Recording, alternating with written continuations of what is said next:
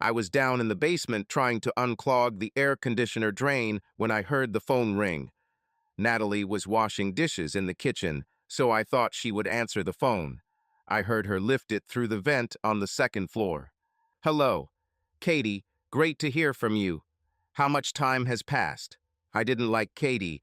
She was Natalie's friend since high school, and I always had bad feelings towards her. Luckily, we moved from Lancaster shortly after we got married. I wish it was a little further. Yes, I thought so. 8 years really flew by quickly. What's happening? I didn't like how this conversation was going, but I only had one side of the conversation. "Katie, wait a second. Steve works downstairs in the basement. Let me go and close the door. I'll be right back." I heard Natalie hang up as she walked across the room to close the door. I crossed the basement and quickly picked up the wall extension phone. "Hello, Katie, I'm back. So, what were you going to tell me about?"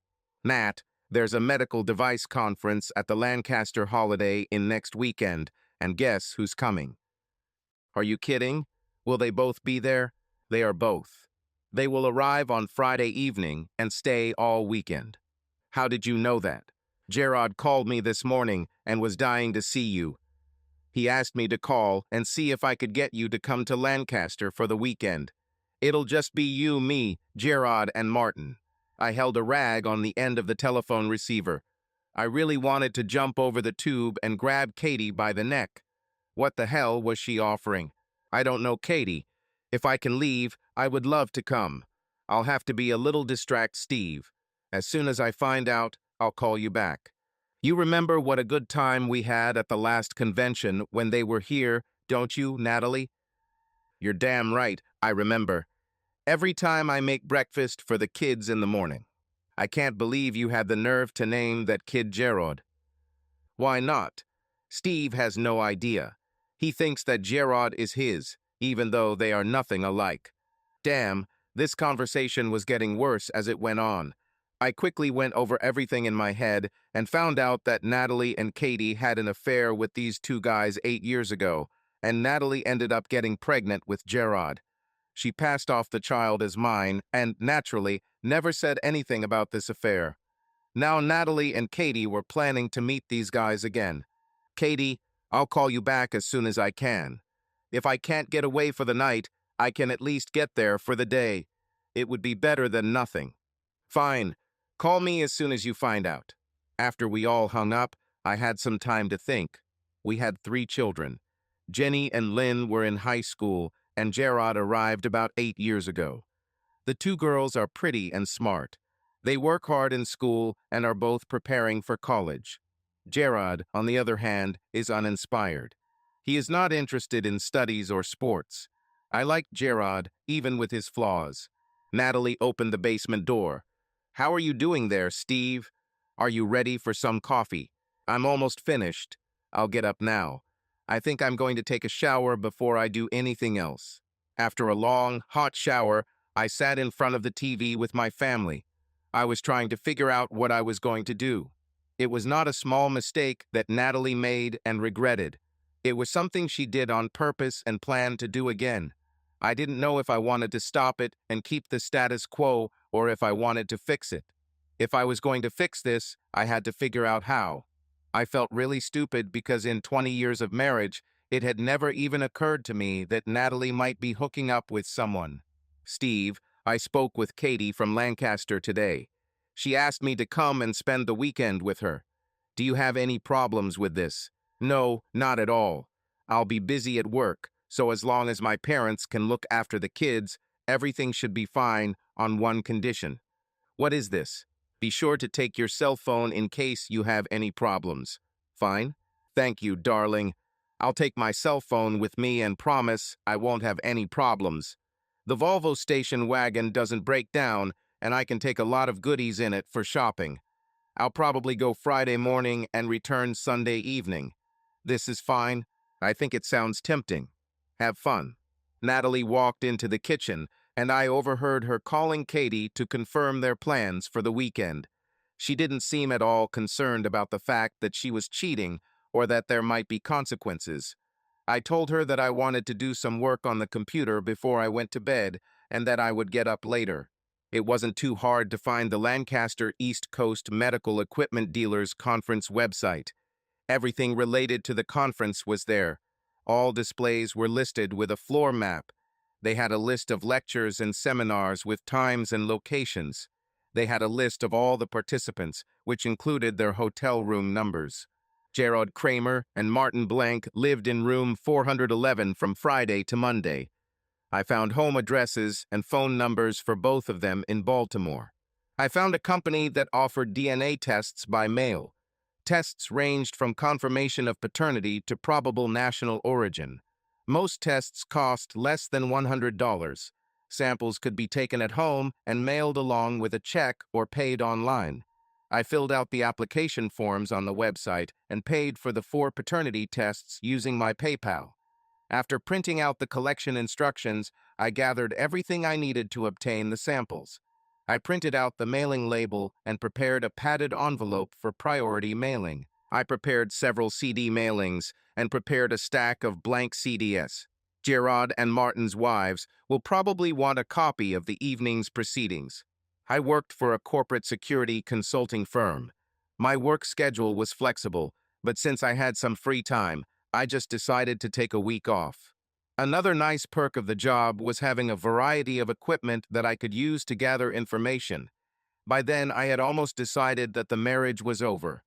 The fact that 8 years ago she had an affair and forced me to raise the child was bad, but the way she and Katie joked about making me look like a fool was too much. There was no way I could forgive this. Now she was doing it again. That should have ended it for good. The next day, I collected DNA samples from the children. They thought it was cool. Then I went to the bank and transferred most of my savings into a college trust fund for Jenny and Lynn, but left $12,000 in cash. I was able to set this up so that the trust was safe from my wife or a nosy divorce lawyer. I made arrangements to cancel all credit cards and checking accounts on Monday morning and opened a new account in my name only. I was going to lock the house so Natalie would have to find another place to stay. I was sure that she could find some legal way to get into the house, but I hoped that by then I would have taken care of some other matters. We could decide about our son, Gerard, later. Although he was not mine, I felt some responsibility for him. I stopped by Seymour Schlump's office. Seymour has been my lawyer since we came to Reading. He was fair and hard-working. I liked him. I explained the situation to him as best I could. He put pressure on me to make sure that we had no chance of reconciliation. In addition to the divorce proceedings, I asked him to contact Gerard Kramer and see if there was anything he could do about his son. I suggested he pay $500 monthly in retroactive child support or force him to take the child and raise him. His last option was to give up all rights to Gerard so I could arrange for his adoption. I was sure that he would agree to the latter. Seymour had everything he needed. I promised to send him photographs and audio recordings that he could use. He gave me an office email address and some pre-addressed mailings for paper materials. Betty Moore was the most obnoxious real estate agent I have ever met. There was very little that I liked about women, but she was a hard-working, dedicated worker.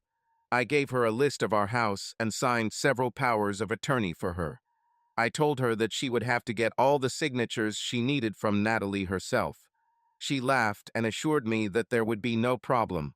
I told her that the locksmith would give her a set of new keys. A wireless video camera disguised as a smoke detector was best suited for the job. I picked up 2 of them and captured 4 bugs. I also needed a clipboard, a set of company logo stickers, and 3 laptops. I placed an order on the company letterhead to replace a faulty smoke detector in room 411.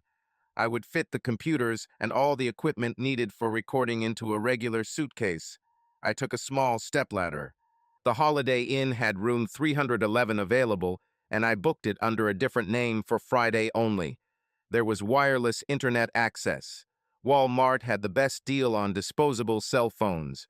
I took 2 of them, just in case. My mom and dad moved to an old farmhouse near Lebanon a few years ago. It was too big for the 2 of them, but it had always been Dad's dream. He had a large vegetable garden, chickens, and an orchard. Gerard loved going there. They were more than willing to put up with us as long as necessary. My dad liked Gerard, but he called him Jake. He said Gerard sounded like a sandwich salesman. Gerard seemed to like the name Jake more than his real name. A few years ago, Dad bought a big motorhome and a small Kia to haul around. He used it 3 times and lost interest. I told my dad to gas up the RV and get it ready. I knew the girls would be upset that they were leaving their friends for the summer. They had 1 more year of high school left before college and wanted to finish it off at a prep school in Vermont. Natalie didn't want to spend the money. Although they were 1 year apart in age, they were in the same class. Don't ask. I had no idea how Gerard would take it. I'll deal with the situation at school later. Now I had other problems. At least all the kids enjoyed being with my mom and dad. Natalie left early the next morning. She was in tears and thanked me again for allowing her to spend time with her friends. I told the kids to get ready for the trip and take enough stuff to last the entire summer. As I suspected, the girls were delighted. I told them to get brochures from Burlington Preparatory School, and suddenly everything looked rosy. They took all their school clothes with them just in case. Surprisingly, Gerard seems to be excited about the trip. Jenny walked up to me and just stood there. "What do you need, Jenny? Have you collected everything?" "Dad, I'm 17. I'm not a child anymore. Tell me what's going on. I'm not sure I understand what you mean. Are you having problems with your mom? I don't think this is something I want to discuss with you. If something was going on, your mother and I would try to hide it from you. Why don't you pack the rest of your things?" "No, Dad. I'm serious. This time, everything looks different. Lynn and I want to know what's going on. We believe we have a right to know." I didn't want to say anything to her about it, but I knew it would come out sooner or later. "Okay, at the moment, I'm not very happy with the relationship between your mother and me. Things are not going very well for us. I don't know for sure what exactly is wrong, but I know something is wrong. Is your mom cheating on you?" I was silent for a long time. "I'm not sure, but I think so." Jenny turned and screamed up the stairs. "You were right, Lynn. What does all of this mean?" "I'd rather let Lynn tell you." Lynn came down the stairs to meet Jenny and me. "Tell him, Lynn." "Should I do this?" "Yes. He knows, but you still have to tell him." Lynn looked down at her feet. Finally, she spoke. "About 4 months ago, I skipped school with one of the guys from my laboratory class. We stopped at home so I could buy some CDS. It was Wednesday, when Mom usually goes shopping. I think you were at work in Boston. As we walked down the street, we saw a gold SUV pull up in the driveway. That guy Floyd, who works with you, came out and his mom let him into the house. We sat outside for almost 2 hours until he came out. I waited another 10 minutes and entered the house. Mom was taking a shower, and the bed in your room was a mess. I left and went back to school for the rest of the day. When we returned home, she prepared dinner. The bed was made, and there was a stack of sheets in the dryer. I told Jenny, but she didn't believe me. For 30 seconds, no one said anything. "Thanks for telling me, girls. This is something I never wanted to hear, but it's good that you told me." Jenny noticed a tear in my eye. She grabbed Lynn's hand, and they walked upstairs without another word. Dad appeared just at the moment when the mechanic arrived. While the locks were being changed, I threw all of Natalie's clothes, shoes, and personal belongings into 150-liter trash bags. The bags almost completely filled the back of my car. After discussing it with the girls, I decided to stay late at work before heading to the conference. Centrex was a company that was founded locally but quickly expanded throughout the country. Their marketing people did an excellent job of identifying potential areas for expansion, but the company could not train people quickly enough to manage them, especially in management. They tried to get me to move to a new office and offered me several different positions in an attempt to get me interested. Natalie refused to move and didn't even want to discuss it. If I had stayed where I was, I would have remained in the same position forever. Moving would give me a promotion, more money, and some power. I went straight to the office of the company president. "Can Mr. Turcott spare me a few minutes?" I think he can fit you into his schedule. Wait a minute. I always liked Turcotte's secretary, and I think she felt the same about me. George Turcotte came out of his office and extended his hand to me. I hope you're here to tell me good news, Steve. Well, yes and no. Helen, bring coffee to the office and wait a little while with my calls. Okay, what can I do for you, Steve? First of all, I decided that I would like to be revised for one of the new management positions at the facility where you think I would be most useful. This is great news. If you don't have a preference, I certainly have a great spot that I'd like you to take. How would you feel about Anchorage? Believe it or not, it sounds perfect. Are you happy with the first week of September? I think it will work. I'll take care of all this personally on Monday. What's second? Well, I know it sounds strange, but I wish they could send Floyd Cooper there to work for me. George leaned back in his chair and began to chuckle. You found out, didn't you? I don't understand what you mean, George. I couldn't keep a straight face when I said that. Steve, no one wanted to tell you anything. I didn't like what was happening, but I didn't know what to do about it. If I fired Floyd, I was afraid you'd find out, and I didn't want that to happen. I decided it was best to try to keep it a secret. Unfortunately, Floyd Cooper has a long tongue. He started bragging about his affair with your wife. His secretary Tracy came to me and complained when Floyd started showing everyone the pictures of him and your wife that he had downloaded onto his computer. The legal department is working on something right now, but I kept them on a short leash, trying to protect you. Now that you know, I might just fire Floyd. It's a hell of a lot more practical than spending money on shipping him to Alaska so you can fire him there. You're right. I was hoping I could do a little more damage, but I guess revenge is a pretty bad method of control. I will agree with whatever you think is fair. George pressed the intercom button. Helen, put me through to Tracy Tolliver. After explaining to Tracy what we were doing, we went down to Floyd's office. Floyd was at work in Allentown. Tracy Tolliver was a very attractive woman. She was just under 30 and aging very well. The combination of brown hair and blue eyes has always fascinated me. She was only a few centimeters taller than 150 centimeters, but she carried herself like an Amazon. I never understood how Floyd ended up with the best secretary in the entire building. I later found out that she asked 3 times to be transferred to my office, but my secretary did not give up her position. You'll need this. She handed over 4 blank CDs. Look under Pending Accounts and click on Stoddard. Make one for yourself, one for your lawyer, one for our legal department, and one for Floyd's wife. I have mailings ready, but I need your lawyer's name. I was stunned by her promptness. This woman knew what she was doing and exactly how it should be done. Seymour Schlump.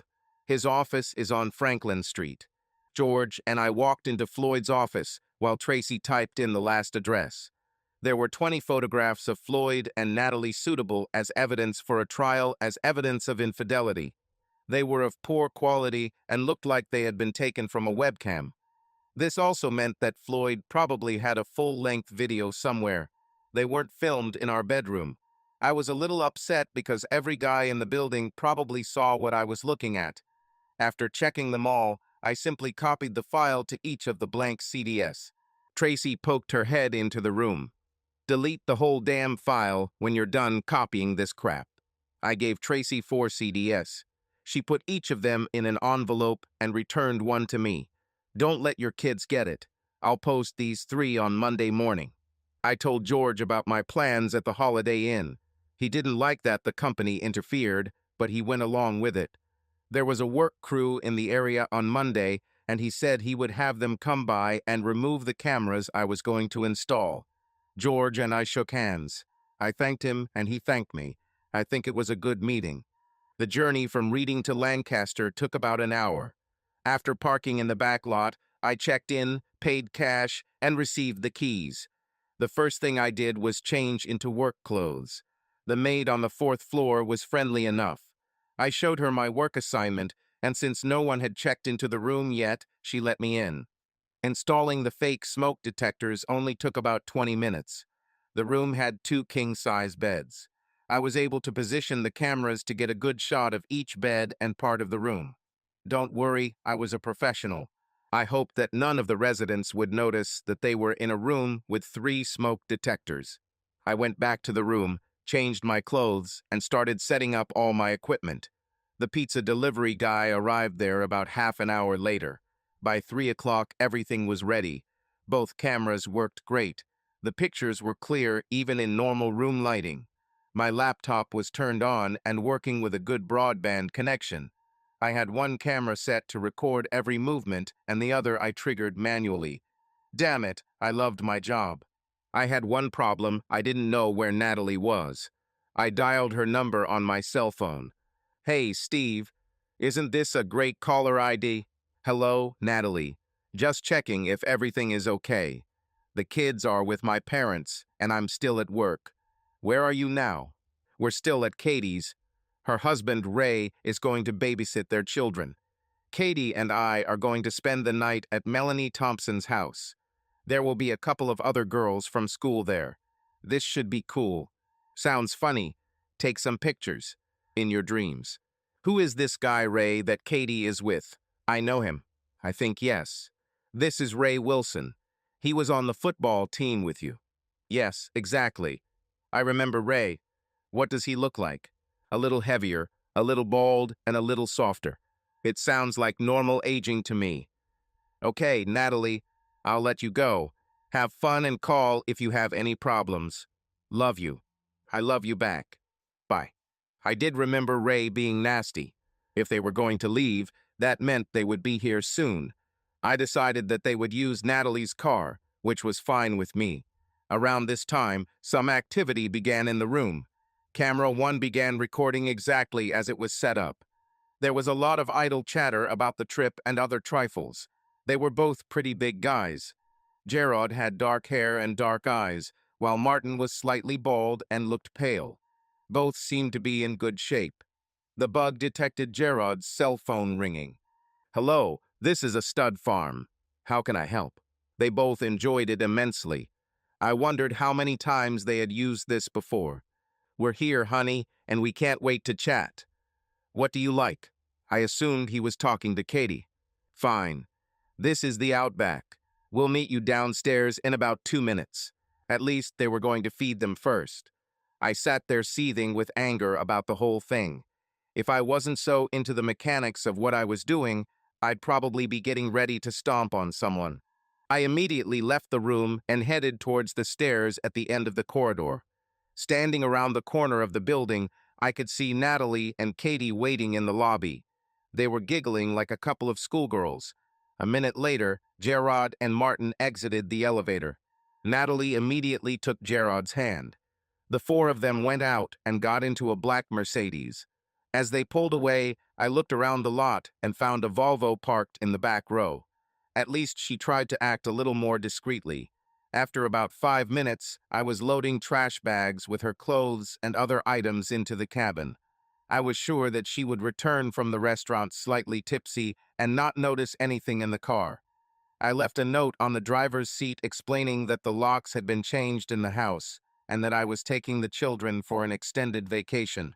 I drove to Taco Bell and fueled my body for the rest of the night. They get the ribs and I get the premium burrito. Life is just not fair.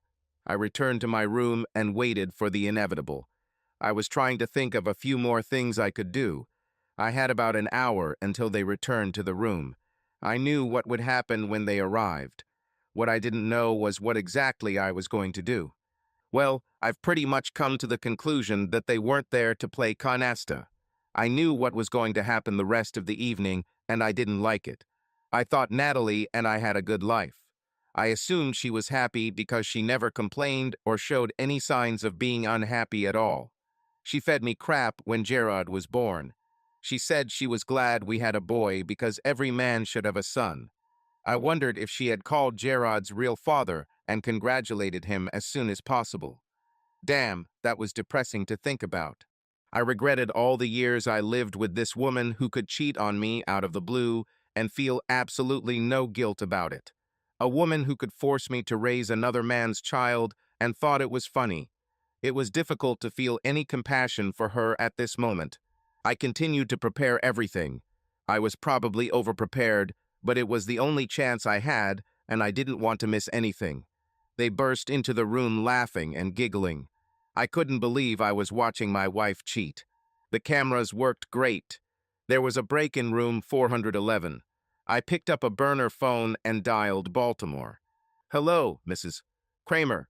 This is Walter Perkins from the Lancaster Medical Devices Conference. Are you Gerard Kramer's wife?" "Yes, but he's not here now." "I know. Your husband and Mr. Blank received special recognition at the convention tonight. We would like to send you photos from the ceremony by email. Do you have an email account we could send them to?" "Certainly." "This is cool. Do you happen to have Martin Blanc's wife's email address so I can send the photos together?" "Certainly." "Fine. That's all I need. You will have the photos in a few minutes." Of course, she could monitor transmissions over the hotel's wireless network, but I didn't care because there was no connection to me. They had a break in their conversation in room 411. "So, Natalie, is your dear husband taking good care of my son for me?" "Of course, silly. 8 years have passed, and this idiot still has not realized that the child is not his. Steve lives in his own world. He wouldn't have been able to understand it if a letter had arrived in the mail. It would be nice if you sent me a birthday present or something like that from time to time." "Oh yeah, it would be cool.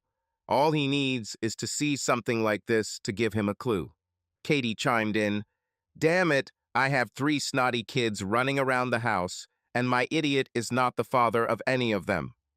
He's so busy sipping beer that he would never realize they weren't his." Everyone had a good laugh at poor Ray's expense, and I got a good sound clip. I got bored with all these activities and decided to put them off for the night. I went to the website and went into an unused room. After several recordings, I had a live broadcast from room 411, which led to the internet site. The internet broadcast went well, and the number of viewers exceeded 100. It took me about 20 minutes to gather everything to go out. I left the computer with the live feed for last. By that time, over 400 people were watching the show, and I'm sure several people were recording it for later distribution. I unplugged the last installation and called Ray Wilson. "Hey, Ray, are you sober?" "Yes." "Who is this?" "Just a friend, Ray. I want you to listen to something." I scrolled short audio clip, which I did with Katie. "Son of a bitch. Where did you take it?" "Ray, she's in room 411 at the Holiday Inn. There are 2 guys there, and their pretty big Ray didn't say another word, and I heard the phone go off. I had just finished loading the GPS when Ray jumped out of the Ford pickup and burst into the building. I was tired, but I enjoyed the ride back. The mobile home was completely ready. I gave my dad a set of keys to the new house. Mom went to Lancaster to visit Natalie at her parents' house, while Dad took some guys to our house and took out all the furniture and stuff. They had plenty of space to store things in the barn. Mom thought it would be interesting to hear Natalie's version. My parents had the number for one of the phones they threw away. I kept my cell phone, but planned to keep it turned off most of the time. Dad will take things back to Centerex on Monday. It was too late to leave, but I wanted to be away when Natalie realized what was happening. We had a reserved RV park near Hagerstown that would give us good access to the highway in the morning. The girls planned the trip for us. They did a pretty good job. The only thing I did was shorten the distance between stops because the gas was killing me. I was glad I brought a lot of cash with me. We had spent 3 days at Disney and were heading to Chattanooga to see the aquarium. Jenny asked if she could call her mom. "Hello, Mom. This is Jenny." "Yes. Just wanted to let you know that everything was okay." "Yes, yes, I know. We're all having a good time, even Gerard. We miss you too. We'll call every couple of days to let you know." "Fine. Tomorrow evening we leave for Orlando. We'll be at Disney for almost a week. We have park tickets for every day." I could not believe it. My daughter was setting up her mother. How cool is that? We stayed at the Orleans Hotel right in Disneyland. It will be so great. "Fine. We'll call you in a couple of days. Bye. Jenny, I can't believe you did this. It was truly disgusting. I know. Lynn and I thought it would be appropriate. You, of course, know that your mother is talking on the phone right now about a plane ticket and a room reservation. We thought she should do it. She still needs a vacation, Lynn interjected. Gerard watched the DVD and enjoyed his own company. 2 weeks later, Lynn called her mother. Natalie was very upset because she had been looking for us in Orlando for a whole week. Lynn said we stopped at Six Flags instead and tried to change the subject. Lynn and Jenny kept her on the phone for almost 20 minutes, listening to her rant. Finally, Jenny said she was sorry if she had misled her and will call back her in a couple of days. My demon girls giggled for another half hour after they hung up. The next week was hectic. We parked in the Smoky Mountains, and the kids were busy while I ran errands. Seymour delivered divorce papers to Natalie. She had no idea I was doing this until he arrived. He said she was having a seizure. He explained that she could hire a lawyer to fight the divorce and told her what she was up against. He had photos of her and Floyd, the group in room 411, and DNA results. Jenny and Lynn were mine, but Gerard wasn't. Natalie hired a lawyer, but in the end she still agreed to what Seymour suggested. Summer was quickly coming to an end. I had a chance to build good relationships with children. I spent a lot of time talking with Gerard. He liked it on the farm where Mom and Dad lived.